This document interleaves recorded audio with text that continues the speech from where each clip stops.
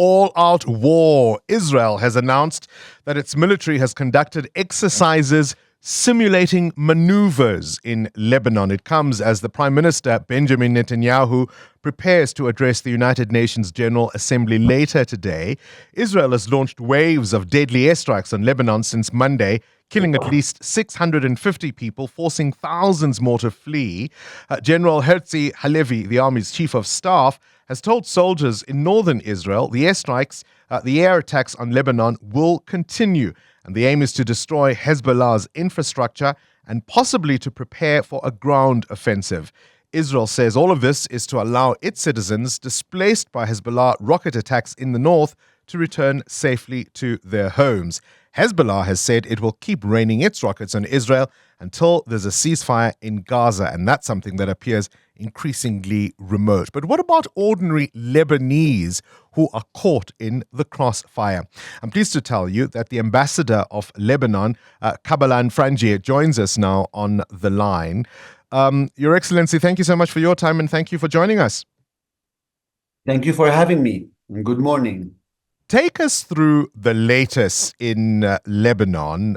Yesterday, of course, a suburb of Beirut, Dahia, I think, the Lebanese capital, was targeted yesterday. An Israeli F-35 jet hitting a residential complex.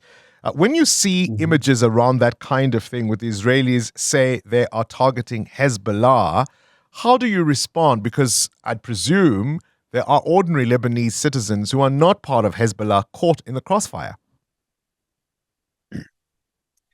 Well, we are really worried about the type of escalation. If you watch the last week, what's been happening, lots of civilians are being are dead and are the casualties of this war. Really, it's I mean, few Hezbollah leaders probably were hit, like in Dahi, like yesterday, but in reality, what we are seeing is a full-fledged war against civilians who and children and women. We have around 60 children who have died, and we have around 80 women. Of those 650 martyred, and among the injured as well, even more. So the type of strikes Israel is having all over the country does not show that it's targeting Hezbollah. For us, Israel is targeting Lebanon. It's a full-fledged war against the whole country. They are targeting more than half, or 60% of the territories of Lebanon. Some villages are completely destroyed, families annihilated. It's looking like the same like Gaza. The way and the type of bombs and the intensity looks like they're targeting just the country in general, not only Hezbollah. Some hits, some strikes are targeting Hezbollah leaders, as everyone knows. But while you're targeting them, you are because probably they are in their houses or in Dahi, as you mentioned. Lots of civilians are dying as well. The Israelis will argue, though, that these are precision attacks against specific targets. And following the pager and walkie-talkie explosions, I would imagine much of the leadership and command structure of Hezbollah has been weakened. They seem to be picking off these commanders one by one. Now, that's likely to be seen as a success in Israel, and they have little incentive to de-escalate. Yes, let me answer first about the pager. This is a very dangerous precedent. The whole world is concerned on a different scale after this. I mean, I would call it a real terrorist attack. Now it's targeting the supply side. Now, every country.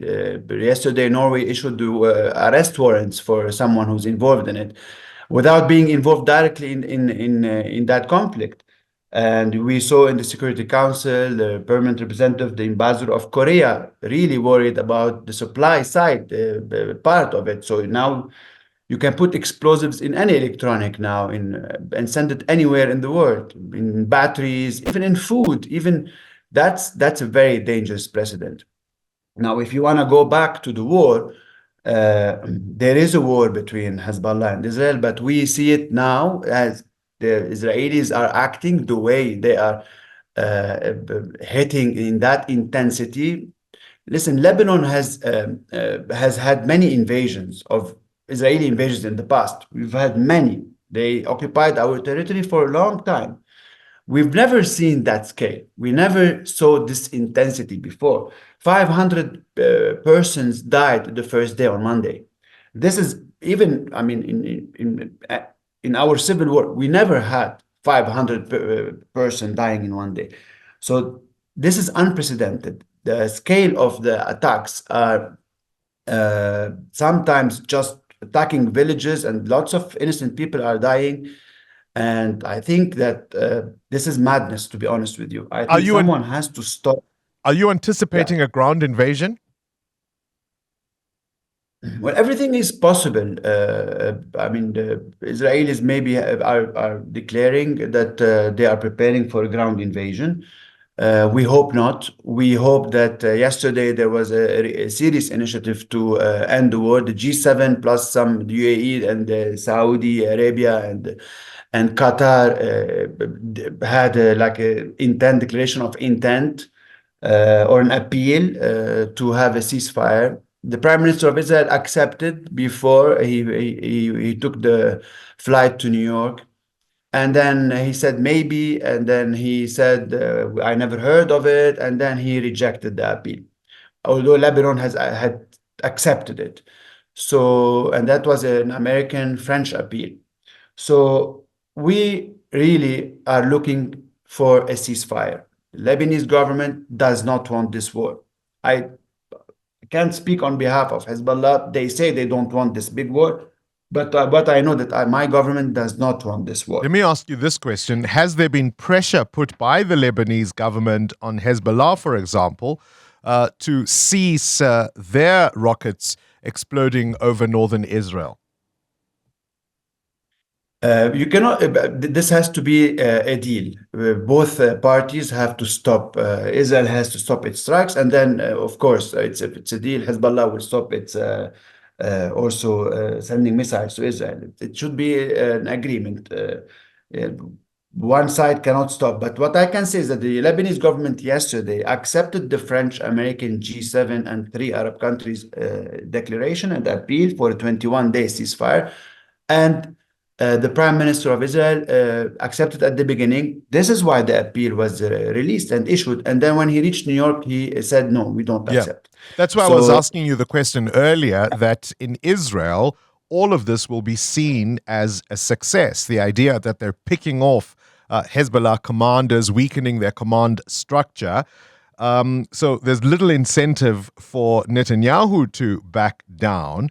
But you mentioned the calls for a 21-day ceasefire. I mean, when you look at all of this with so much or so many of the world's leaders gathered at the UN this week, do you think international instruments that we currently have to deal with this kind of conflict or war are completely inadequate to deal with a crisis like this? I mean, we saw in Gaza that they couldn't deal because there was not enough pressure by the international community on Israel.